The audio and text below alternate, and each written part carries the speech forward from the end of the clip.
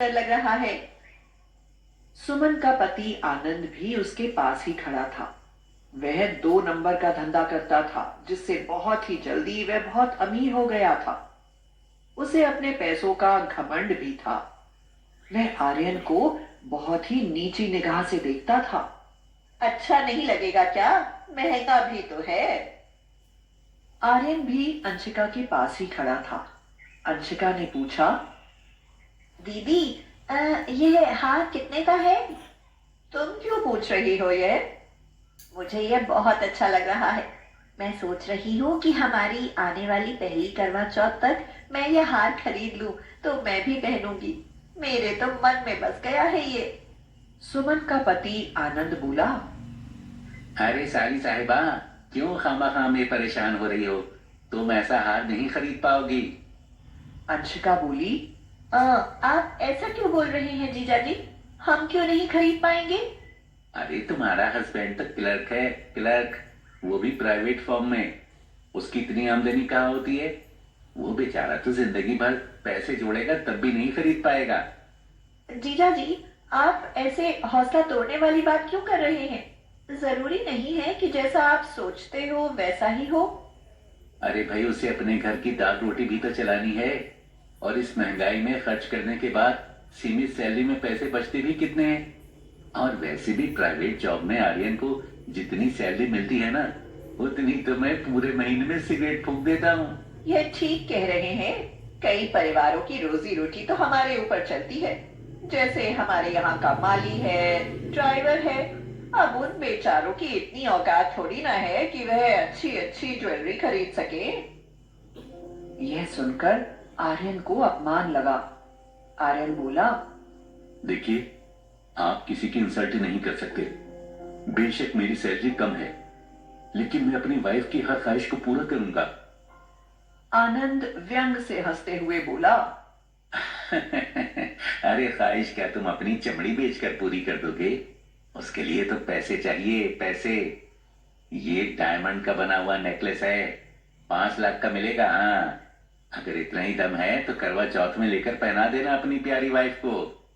हाँ, पहना दूंगा मैं, तुम देखना। आर्यन को बात इतनी लग गई थी कि अब वह चुपचाप रहने लगा था। करवा चौथ 2 महीने के बाद था। एक दिन शाम को आर्यन वैसा ही हार लेकर आया और उसने अंशिका को दिया। अंशिका उस हार को देखकर चौंक पड़ी और कहा, अरे, तुम ये हार कहाँ से ले आए? इतने पैसे हमारे पास कहाँ थे? तुम इस बात की चिंता मत करो कि मैं ये हार कहां से लाया हूं।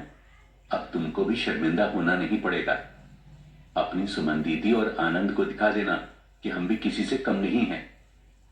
वास्तव में आर्यन की गांव में पैतृक खेती थी, जो उसने गिरवी रख दी और वह हार ले आया। अब उसे चिंता थी कि अपना खेत गिरवी से छुड़वा ले। इसके लिए वह दिन रात काम करने लगा। अब वह रात की भी ड्यूटी करता था, ओवर टाइम भी करता था, जिससे वह बहुत बुरी तरीके से थक जाता था। अंशिका यह देखकर उससे पूछने लगी, क्या बात है? आजकल तुम थके थके और बीमार से नजर आने लगे हो। क्या काम ज्यादा पड़ता है?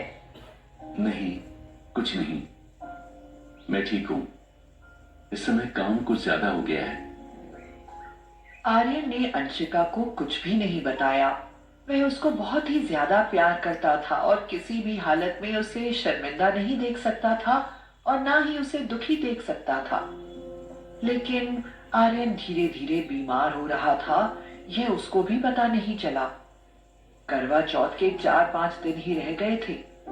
आर्यन को बहुत परेशान और चिंता में देखकर अंशिका ने उससे पूछा, क्या बात है, तुम इतना परेशान क्यों हो? आर्यन ने कहा, अंशिका, तुम परेशान मत हो, कोई बात नहीं है। करवा चौथ वाले दिन अंशिका ने अपनी साड़ी पहनी, सारे गहने पहने और खूब अच्छा सा मेकअप किया। फिर उसने पूजा की। उसके बाद उसने अपनी फोटो अपनी बहन सुमन को भेज दी, जिसमें वह एक सुंदर चमकीला हार पहने थी। लेकिन आर्यन ने देखा कि अंशिका के गले में वह हार नहीं था जो उसने लाकर उसे दिया था। यह देखकर वह चौंक पड़ा। उसने अंशिका से पूछा, अंशिका, तुमने वो हार क्यों नहीं पहना है? ये तो दूसरा हार है। हाँ, ये दूसरा हार है। ये वह वाला हार नहीं है जो तुम लाए थे। वह हार मैंने बेच दिया है। कैसे? तुमने क्यों बेच दिया उसे?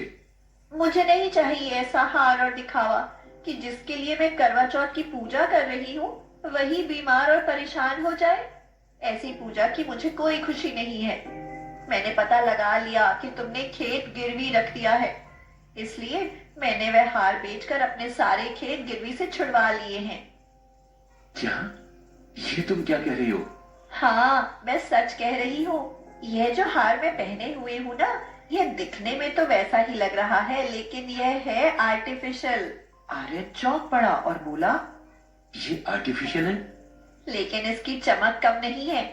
आज ये आर्टिफिशियल हार पहनकर मेरी करवा चौथ खुशी से मनी है, क्योंकि मेरी सच्ची खुशी तो इसी में है कि आप खुश रहें और सही सलामत रहें। अगर आपको ही चिंता है, परेशानी है और आप उसमें बीमार हो रहे हैं, तो करवा चौथ को ऐसा दिखावा करने से क्या फायदा है? लेकिन उन्होंने जो हमारी इंसल्ट की थी वो। झूठे दिखावे में आकर तुमने कितनी बड़ी परेशानी मोल ले ली है। हम उनकी नकल नहीं कर सकते। वे 2 नंबर का धंधा करते हैं। आपको पता है कि उनको पुलिस कभी भी पकड़ सकती है, लेकिन हमारे साथ ऐसा नहीं है। हमें लोग इज्जत की निगाह से देखते हैं। यह बात सुनकर आर्यन को अपनी गलती महसूस हुई। अंशिका, तुम सच कहती हो।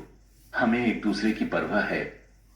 और सचमुच तुमने मेरे लिए इतना बड़ा त्याग करके इस करवा चौथ को बहुत ही खास, अनोखा और यादगार बना दिया है। खुशी भरा बना दिया है। मुझे गर्व महसूस हो रहा है कि तुम मेरी पत्नी हो।